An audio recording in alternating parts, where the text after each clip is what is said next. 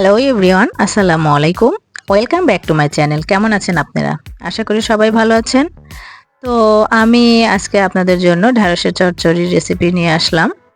তো আমার ভিডিওটা ওইভাবে আপলোড করা হচ্ছে না, একটু ঝামেলাই হচ্ছে। বললাম, এর আগেই তো বলেছি আগের ভিডিওতে যে আমার হাসব্যান্ডের ফোন নষ্ট হয়ে গিয়েছে, তো আমার ফোন নিয়েই সে কাজ করে।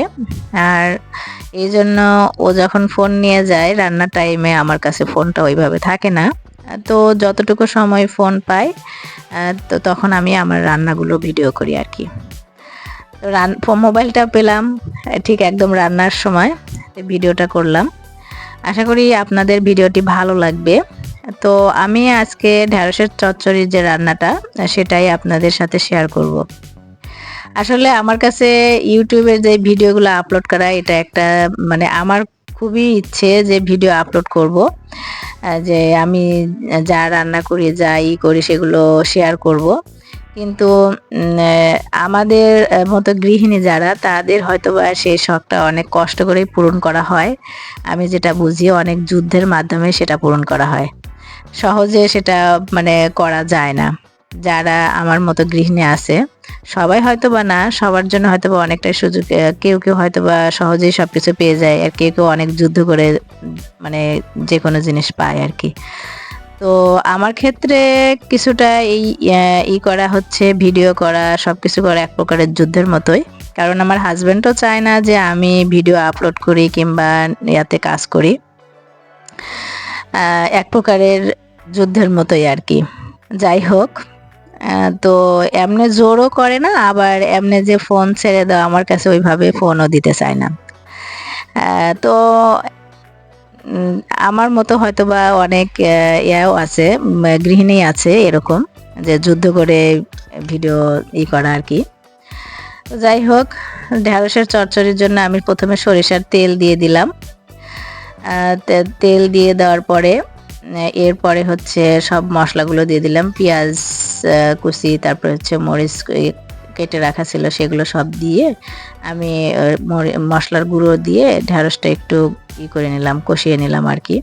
তবে প্রথমে আমি পানি দেইনি। যখন পানি না দিয়েই আমি ঢেঁড়সটা করে নিচ্ছি।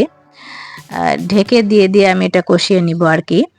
নিয়ে তারপরে যখন একটু কালারটা চেঞ্জ হয়ে যাবে ঢেঁড়সের, তখন আমি পানি দিয়ে দিব। অনেকে এটা সরিষা বাটা হচ্ছে ইউজ করে, কিন্তু আমি এটাতে কোনো সরিষা বাটা ইউজ করব না।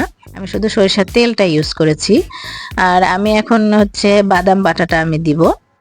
বাদাম বাটাটা দিয়ে আমি ঢেঁড়সের চচ্চড়িটা রান্না করব। তবে বাদাম বাটা দিয়েও অনেক টেস্ট হয় ঢেঁড়সের চচ্চড়িটা। আপনারা বাসায় ট্রাই করে দেখবেন আরকি।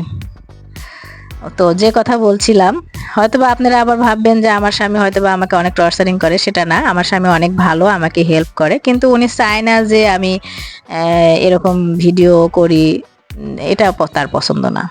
তো আমার এটা শখ, এইজন্য আমি করি। তাই এরকম আরকি।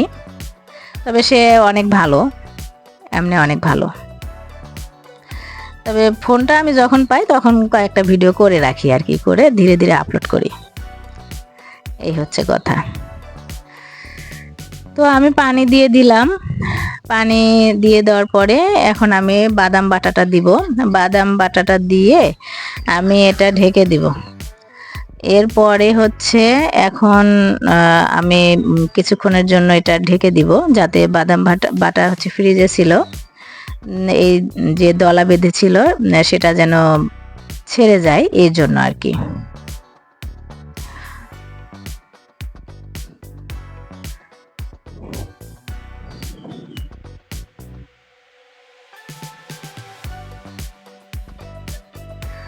বলক উঠে গেছে। এখন হচ্ছে আমি এটাকে করব আরকি, একটু নেড়ে দিব। এরপরে আমি একটু নামানোর আগে শুধু যে টমেটো ছিল, আমার কাঁচা টমেটো, সেই কাঁচা টমেটোটা আমি দিয়ে দিব। কাঁচা টমেটো দিয়ে তারপরে ঢেকে দিব। ঝোল আমি রাখবো না। আর চাইলে আপনারা টমেটোটা স্কিপ করতে পারেন, তবে আমার টমেটো দিলে আমার কাছে ভালো লাগে, এই জন্য আমি টমেটোটাই অ্যাড করলাম আরকি। ঝোলটা যখন একদমই শুকিয়ে যাবে তখন এটাকে নামিয়ে নিতে হবে। তবে এই তরকারিটা যখন হয়ে যায় তখন আমার হাজব্যান্ড, আমি নামাজ পড়ছিলাম তখন আমার হাজব্যান্ড হচ্ছে তরকারিটা চুলাটা নিভিয়ে দেয়, মানে তরকারিটা পুড়ে যাচ্ছিল প্রায় তখন। এই তো হলো আমার ঢেঁড়সের চচ্চড়ি। তো ভিডিওটা কেমন লাগলো, আশা করি আপনাদের ভালো লেগেছে। ভালো থাকবেন, আল্লাহ হাফেজ।